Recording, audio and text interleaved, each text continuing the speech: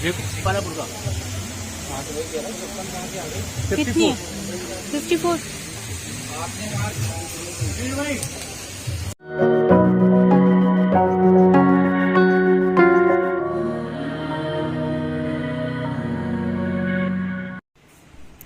बिस्मिल्लाहिर्रहमानिर्रहीम। अस्सलाम वालेकुम। कैसे हैं आप लोग?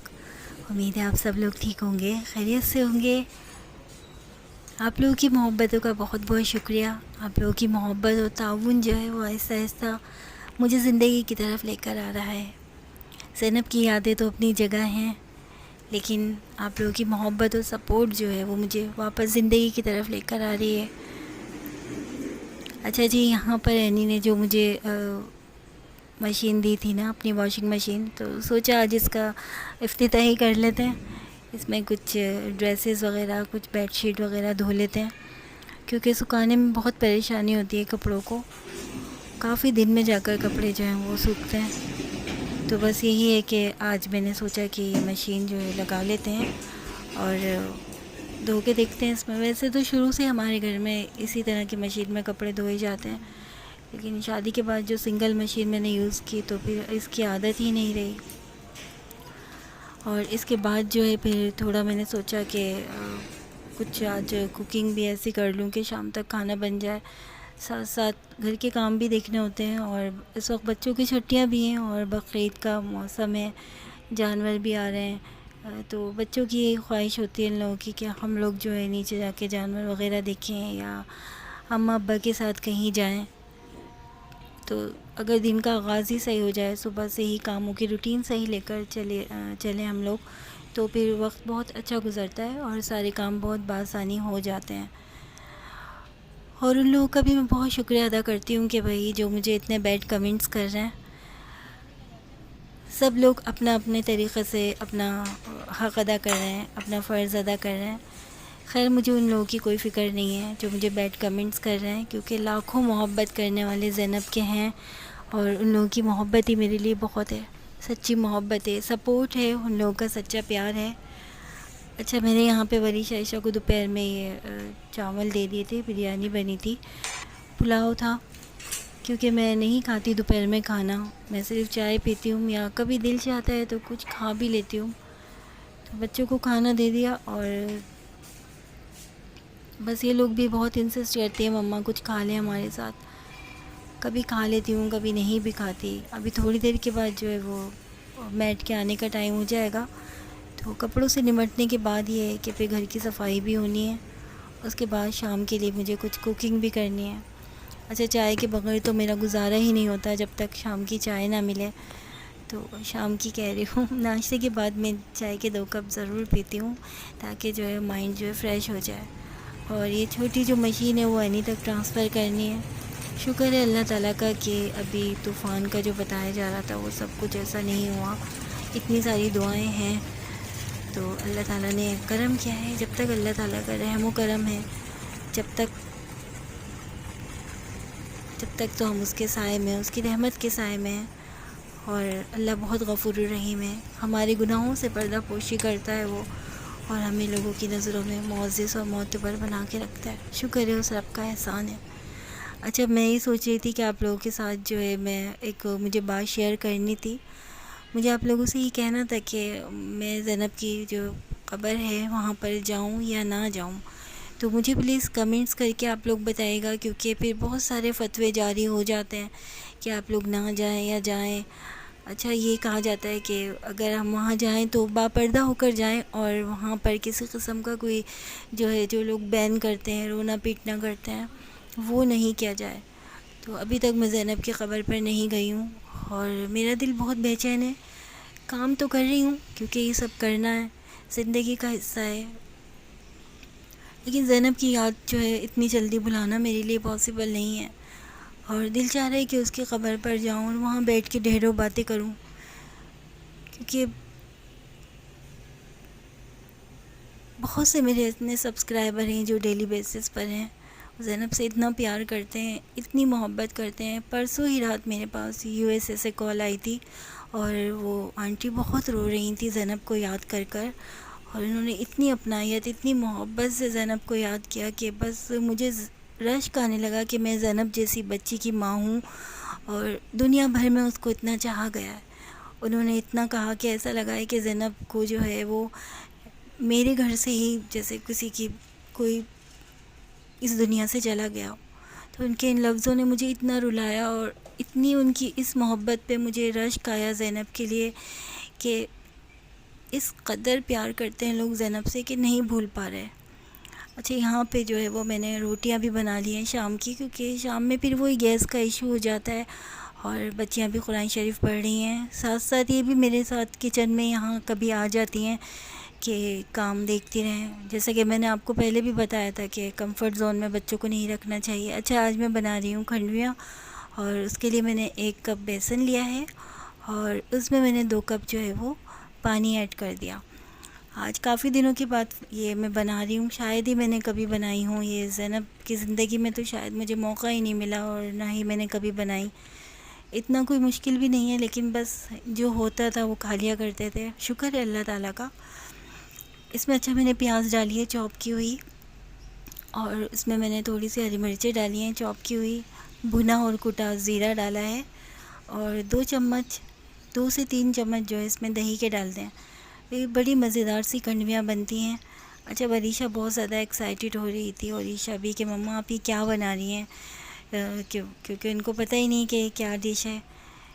मैंने कहा बेटा जब आप खाएंगी तो फिर मुझे इसका टेस्ट करके बताइएगा। अच्छा, इसमें हल्दी डालिए, थोड़ी सी पिसी हुई मिर्चें डाली हैं और ये हमारी अम्मी बनाया करती थी और जब बनाती थी ना थोड़ी सी अजवाइन भी डालती हूँ। जब मैं इसमें ये बेसन की कोई चीज़ बनाती हूँ ना तो इसमें थोड़ी सी अजवाइन डाल देनी चाहिए, क्योंकि बेसन का जो इशू होता है जब भी आप पकोड़े बनाएं या कोई चीज़ बनाएं ना थोड़ी सी अजवाइन ज़रूर डाल दिया करें, इससे जो है डाइजेस्ट करने में बहुत आसानी रहती है। अच्छा, ये मेरे पास ये बड़ी सी थाली थी, उसके अंदर मैंने तेल से ग्रीस कर दिया है और यहाँ पर जो है ये इसका बैटर जो था बनाकर मैंने यहाँ पे इसमें डाल दिया है। अच्छा, इसको बिल्कुल मीडियम आंच पर हम बनाएंगे। अगर हम तेज़ आंच करेंगे ना तो ये लग जाएगी और इसमें कच्चापन रह जाएगा। इसको बिल्कुल स्लो आंच पर इसकी भुनाई करते रहना चाहिए कि जब तक ये बिल्कुल यकजान होकर सिमट ना जाए। साथ साथ मेरे साथ वरीशा ईशा भी खड़ी हुई हैं, दोनों देख रही हैं कि मम्मा ये क्या बना रही हैं और ये सब देखें सिमट के आ गया। अच्छा, इसमें 2 चम्मच जो है ना ऑयल भी मैंने डाला था, क्योंकि ऑयल डालने से जो है इसमें एक इलास्टिसिटी सी हो जाती है और बहुत मज़ेदार सी खंडवियाँ बनती हैं। बड़ी प्यारी सी खुशबू आ रही है और बस ये कि जब ये सिमट जाएगी अच्छी तरह से तो फिर इसको जो है थाली में ग्रीस कर दूँगी, मैं उसको जमा दूँगी। और आज ये बनाते हुए भी अपनी अम्मा की बहुत याद आ रही है। अच्छा, हम अम्मी कहते थे, कभी अम्मा भी कह दिया करते थे प्यार से, तो आज अम्मी की बहुत याद आ रही है, क्योंकि जब हम स्कूल से आते थे तो अम्मी इसी तरह थाली में जमाया करती थी और यकीन करें इतनी बड़ी सारी थाली हुआ करती थी, क्योंकि हम माशाल्लाह 6 बहनें और 3 भाई और जो है स्कूल कॉलेज जाने वाले सभी बच्चे, हर टाइप के हर उम्र के बच्चे हुआ करते थे। तो बस अम्मी की थाली जो है वो आधी ही हो जाया करती थी। कटिंग करते करते हम अम्मी से मांग मांग के खा लिया करते थे। अच्छा, जो इसमें पतीली में लग जाता है ना तो उसको जो है मैं ज़ाया नहीं करती, क्योंकि हमारी अम्मी भी उसको पानी डालकर और इस तरह जो है ग्राइंडर में पीस लिया करती थी। उससे जो है ग्रेवी जो है वो गाढ़ी हो जाती है। अभी मैंने थोड़ी ही बनाई थी और ये माशाल्लाह बहुत अच्छी जम गई। मुझे फ्रिज में रखने की भी ज़रूरत नहीं हुई, ये तकरीबन आधे घंटे में ही सेट हो गई हैं। और मुझसे वरीशा ईशा कह रही है मम्मा थोड़ी सी हमें टेस्ट कराएं, तो इनको भी थोड़ी बहुत मैंने टेस्ट करवाई तो इनको बहुत मज़े की लगी है। इसके बाद जो है ये इसका मुझे मसाला भी बनाना है, तो मैं आपको बताऊंगी कि इसका मैं किस तरीक़े से बनाती हूँ। थोड़ी बहुत वक्तन फ़वक्तन कुछ ना कुछ अपनी रेसिपीज़ मैं आपके साथ शेयर करूँगी और मुझे कुछ बर्तन भी लेकर आने हैं। कुछ अगर फ़हद के पास टाइम हुआ तो फ़हद के साथ चली जाऊँगी या फिर मैं ज़ीशान के साथ चली जाऊँगी। ज़ीशान का ये होता है कि ज़ीशान अमूमन शॉप से 11 बजे ही आते हैं। अच्छा, यहाँ पे मैंने ऑयल में ज़ीरा डाल दिया है और ज़ीरा डालने के बाद इसमें थोड़ी सी मैंने अजवाइन दोबारा डाली है। उसके बाद लहसुन अदरक डाल दिया और लहसुन अदरक डालने के बाद इसको थोड़ा सा भूनेंगे ताकि लहसुन का कच्चापन निकल जाए। और इसमें हल्दी, पिसी हुई मिर्चें और धनिया है, पिसा हुआ धनिया है और अच्छे से इसकी भुनाई कर रही हूँ मैं, ताकि मसालों का जो है कच्चापन नहीं रहे। थोड़ा सा नमक डाल दिया इसमें, और ये प्याज जो थी वो मैंने पीस ली थी, पिसी हुई प्याज एक ग्राइंडर में। और इसको जो है, इससे ग्रेवी जो है काफ़ी गाढ़ी हो जाती है। बड़ी प्यारी सी खुशबू आ रही है, और पकाते पकाते जो है भूख लगने लगी, क्योंकि ये मैं शाम के लिए बना रही हूँ। और थोड़ी सी कुटी हुई मिर्चें मैंने इसमें डाल दी हैं। इसके बाद जो है इसमें मैं दही डाल दूँगी। दही को अच्छी तरह फेंट लिया, ताकि इसकी जो है वो फुटकियाँ सी बन जाती हैं, सालन में तो बहुत बुरी लगती हैं।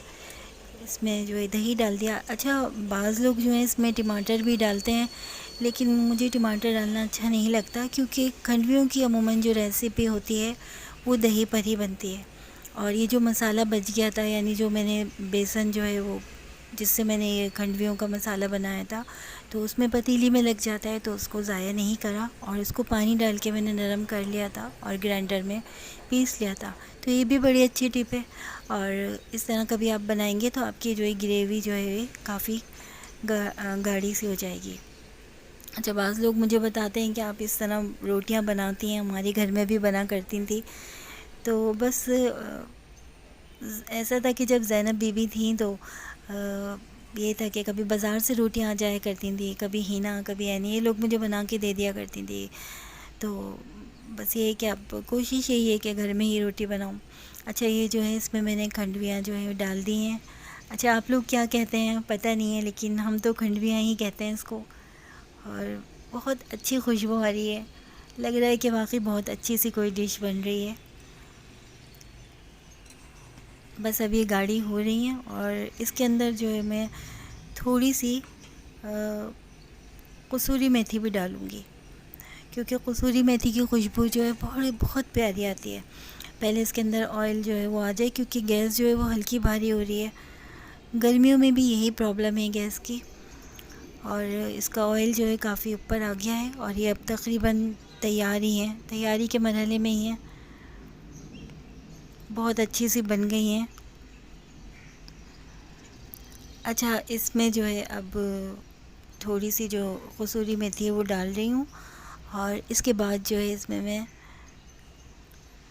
मिर्चें भी डालूँगी, थोड़ी सी पिसी हुई मिर्चें, क्योंकि मुझे ऐसा लग रहा है कि थोड़ी मिर्चें जो हैं वो कम रह गई हैं, क्योंकि ज़ीशान और दोनों बच्चियाँ जो है थोड़ा स्पाइसी खाते हैं।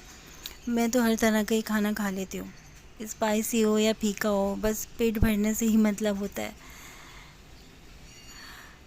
और साथ साथ ऐसा लगता है कि कमरे से ज़ैनब की आवाज़ आ रही है, जैसे ज़ैनब मुझे आवाज़ दे के बुला रही है। ध्यान जो है बस यही रहता है कि बहुत मुश्किल होती है मुझे ये सब करते हुए, उसका ख़याल मेरे दिल से कभी निकलता ही नहीं है, और ना ही मैं ये दुआ करूँगी कि ज़ैनब का ख़याल कभी मेरे दिल से निकले। अच्छा, यहाँ पर जो मैं अबाया लेकर आई थी, तो ज़ीशान ने मुझे नीचे से ही कॉल कर ली थी घर के कि नीचे आ जाओ और अपने अबाया की फ़िटिंग करवा लो। तो ये मैं मार्केट में ही ज़ीशान के साथ चली गई थी, और उन्होंने कहा कि उनको, टेलर ने कहा कि उनको लेकर आ जाएं, तो फिर ये है कि अबाया की फ़िटिंग जो है सही से हो जाएगी। फिर उन्होंने यहाँ पे मुझे अबाया की फ़िटिंग करके दे दी थी कितनी। और यहाँ पे भी काफ़ी सब्सक्राइबर हमें मिल गए थे, क्योंकि बस वो आवाज़ से पहचान लेते हैं। और ज़ीशान अमूमन बल्कि ज़ीशान होते हैं या बच्चियाँ होती हैं मेरे साथ, तो सब लोग पहचान लेते हैं, और बड़ी खुशी होती है। मार्केट से होते हुए, क्योंकि घर करीब है, मैं हिना के पास आ गई थी। कुछ ड्रेसेस जो है मेरे पास ऑर्डर आए थे हिना के, जो हिना ऑनलाइन करती हैं अपना काम यहाँ पर। बहुत ज़बरदस्त इनका ये स्टॉक है, और माशाल्लाह बहुत सारा जो है स्टॉक निकल चुका है। आप लोगों को भी अगर ड्रेसेस परचेज़ करने हो तो कॉन्टेक्ट नंबर है फ़हद का, आप उससे कांटेक्ट कर सकते हैं। तो ये है कि बस अब थोड़ी देर में मैं बस घर जाऊंगी, यहाँ से वीडियो का एंड करते हैं। काफ़ी आपसे बातें हो गई हैं, अच्छे अच्छे कमेंट्स करिएगा, क्योंकि ज़ैनब मेरे साथ ही होती हैं। अपना बहुत सारा ख्याल रखिएगा। ज़ैनब बीबी जो हैं वो आपके कमेंट्स सुनती हैं, और हम लोगों के बीच में ही हैं। आपसे फिर मुलाकात होगी। चैनल को सब्सक्राइब करिएगा, और इसी तरह सपोर्ट करते रहें, वीडियो को लाइक और सब्सक्राइब करते रहें। अल्लाह हाफ़िज़।